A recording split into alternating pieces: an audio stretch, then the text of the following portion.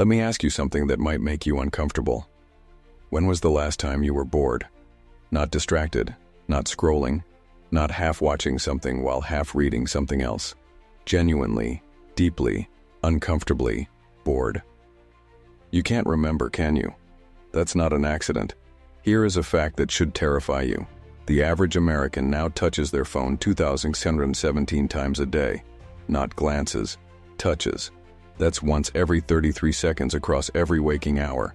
And before you tell yourself you're different, that you're not like those people, consider this. The engineers who built the systems you use every day designed them with one explicit goal: not to connect you, not to inform you, to addict you. And they succeeded beyond their wildest projections. You are living inside an economy that was engineered around one single molecule in your brain. And that molecule is quietly dismantling your ability to think, to wait, to suffer productively, and ultimately, to become anyone worth becoming. This video is about what they took from you and how you take it back. It's 1971. A young neuroscientist named James Olds is running an experiment at McGill University that will change everything we think we know about human motivation. Picture the lab. Fluorescent lights, the hum of machinery, a rat in a small chamber with a lever. That's it. That's the whole setup. Except this particular rat has a thin electrode implanted directly into a specific region of its brain, the nucleus accumbens, the pleasure center. And every time the rat presses the lever, a small pulse of electricity fires into that region. What happens next disturbs every scientist in the room. The rat presses the lever, and then presses it again and then again. It does not stop to eat. It does not stop to sleep. It ignores a female rat placed in the other side of the cage. It presses that lever 7,000 times per hour until it collapses from exhaustion. When researchers place food directly in its path, it steps over the food to get back to the lever. The rat starves itself to death in the presence of abundance, chasing a feeling that was never real nourishment. Olds called it self-stimulation. We would later call it the dopamine circuit. Now fast forward to 2004. A 19-year-old named Mark Zuckerberg is sitting in a Harvard dorm room, and he is building a lever. He doesn't call it that. He calls it a social network. But the underlying mechanism is identical to what Olds documented in that lab. Every notification, every like, every comment, every red badge on an icon, each one is a precisely engineered pulse to your nucleus accumbens. Each one says, press again. There might be something better next time. And here is where the story becomes genuinely dark. Zuckerberg did not invent this insight. He inherited it. The architects of the attention economy, Sean Parker, former president of Facebook, has said this publicly on the record. They sat in rooms together and asked themselves one question: how do we consume as much of your time and conscious attention as possible? And the answer they arrived at was a vulnerability in human psychology, the same vulnerability that killed Olds' rat. Variable reward, not consistent reward. Variable reward, because the brain does not release dopamine when it receives a reward. It releases dopamine in anticipation of an unpredictable reward. The slot machine does not pay out every time. And that uncertainty, that maddening electric uncertainty, is precisely what keeps you pulling the handle. Your phone is a slot machine. Your feed is a slot machine. And unlike the rat in the cage, you carry yours in your pocket, sleep with it on your nightstand, and check it before your feet hit the floor in the morning. To understand what is actually happening to you, you need to understand something that most neuroscientists now believe, but almost nobody in Silicon Valley will say out loud. Dopamine is not the pleasure chemical. That is one of the most consequential misconceptions in modern culture. Dopamine is the wanting chemical. It is the molecule of anticipation, of craving, of pursuit. The actual experience of pleasure is mediated by opioid receptors, endorphins. Dopamine gets you to chase. Endorphins give you the feeling of arrival. And here is the critical problem with the world that has been built around you. The dopamine economy has been specifically engineered to keep you in the chase without ever letting you arrive. Think about how you consume content. You finish a video. There is no moment of stillness, no moment of absorption, no moment where your brain actually integrates what it just experienced. The next video begins automatically in 3 seconds. You swipe to the next post before you fully process the one you just looked at. You are perpetually mid-chase. You never land. You never arrive. And as a result, you never feel satisfied. Not because there isn't enough content, but because satisfaction requires the endorphin response, and the endorphin response requires completion. Completion requires stopping. And the entire economic incentive of every major platform is to prevent you from ever stopping. Now let's talk about what this does to your prefrontal cortex, the part of your brain responsible for long-term thinking, delayed gratification, impulse control, and complex decision-making.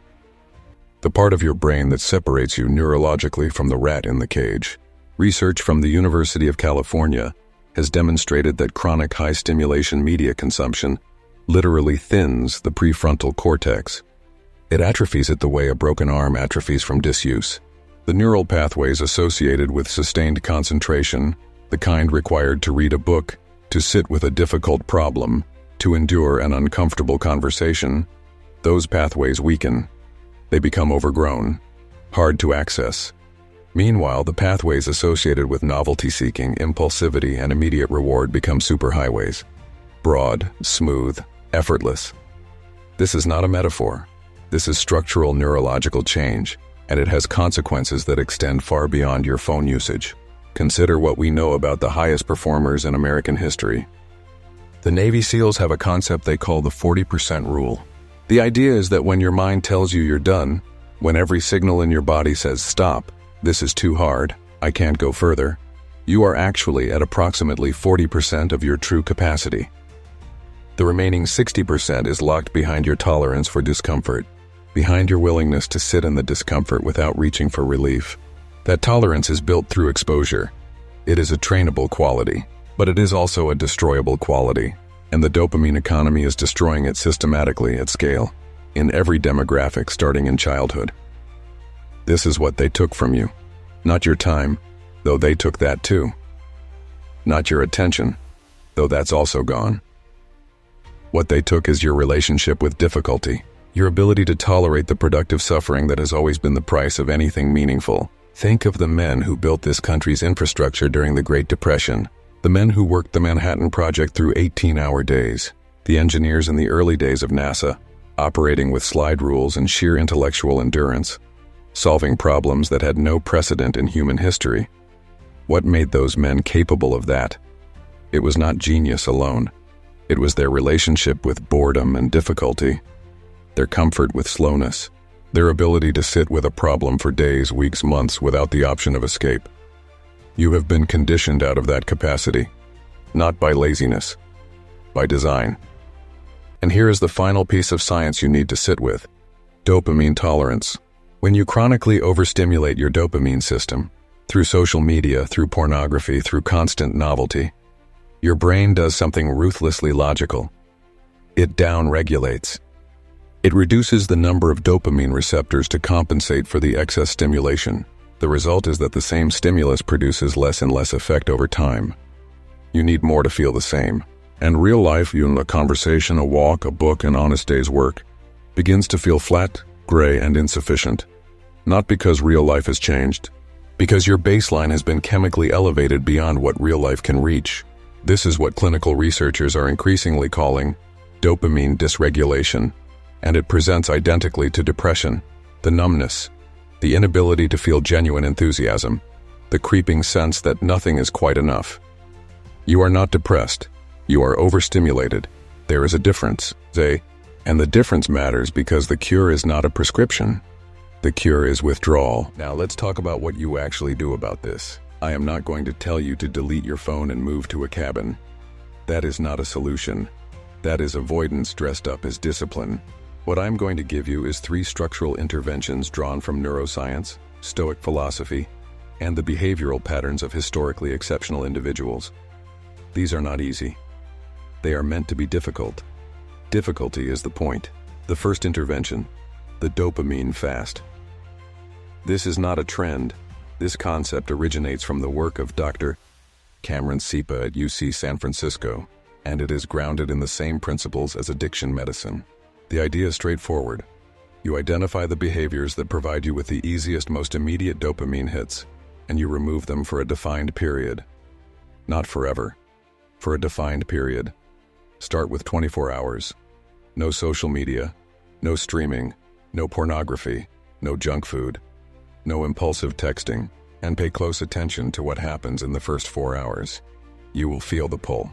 You will feel irritable, restless, and vaguely anxious. You will reach for your phone out of pure muscle memory. That restlessness is the data. That is your brain revealing to you in real time how thoroughly it has been captured. Marcus Aurelius, who governed the most powerful empire in the history of the Western world, wrote in his private journals about the discipline of doing less, of sitting in stillness. He called it apatheia. Not apathy as we understand it today, but the disciplined removal of compulsive emotional reaction. He practiced it deliberately. He built it like a muscle.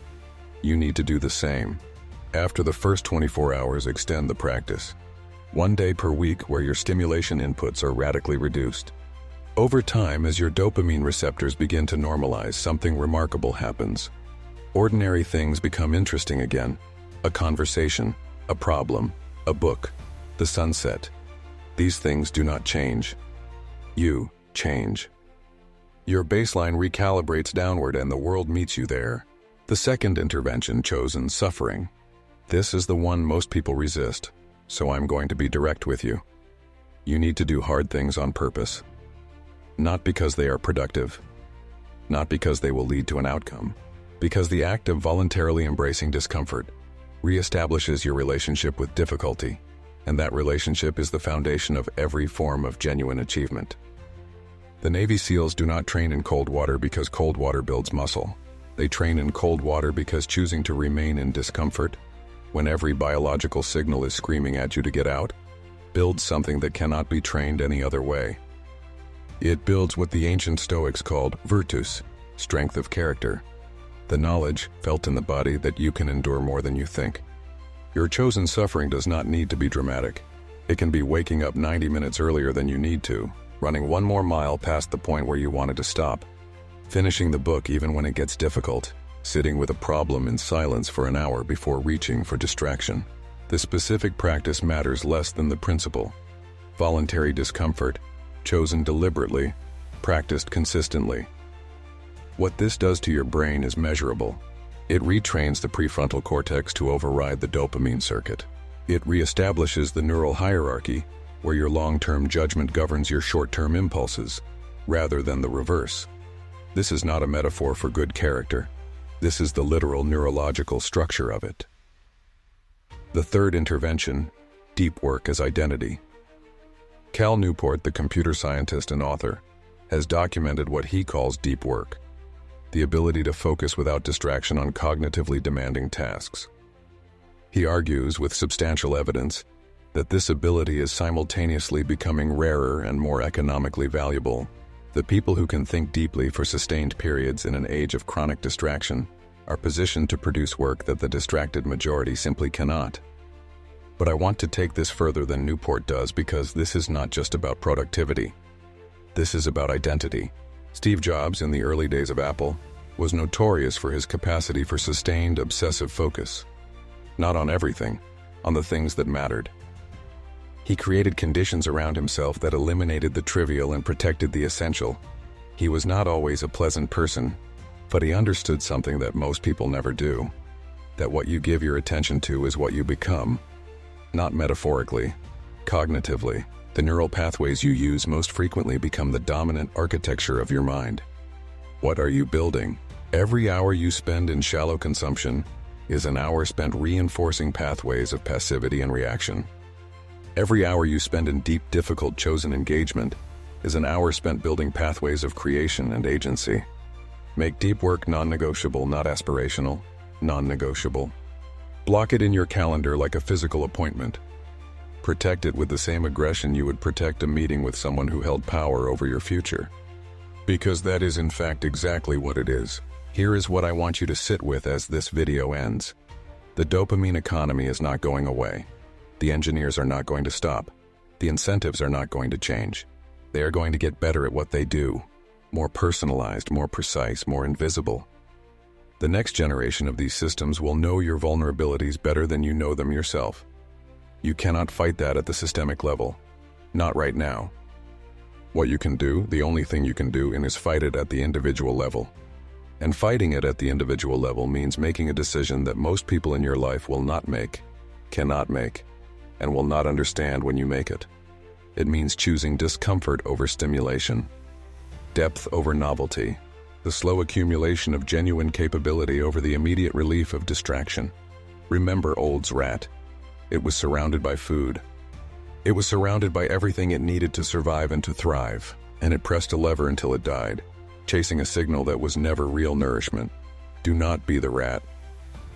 You have a prefrontal cortex. You have the capacity for long-term reasoning, for the deliberate construction of the life you want rather than the compulsive consumption of whatever appears in front of you. That capacity is not gone. It has been suppressed. And suppression is not permanent. The ancient Romans had a phrase that their soldiers were taught from childhood: memento mori. Remember that you will die. Not as a counsel of despair, but as a counsel of urgency. Your time is not infinite. The years in which you are capable of building something real, of doing the hard, slow, meaningful work of becoming someone, those years are finite, and they are passing. Every hour spent in the shallow end of the dopamine economy is an hour that does not return. Choose differently, starting now. Subscribe my channel, comment your first step below,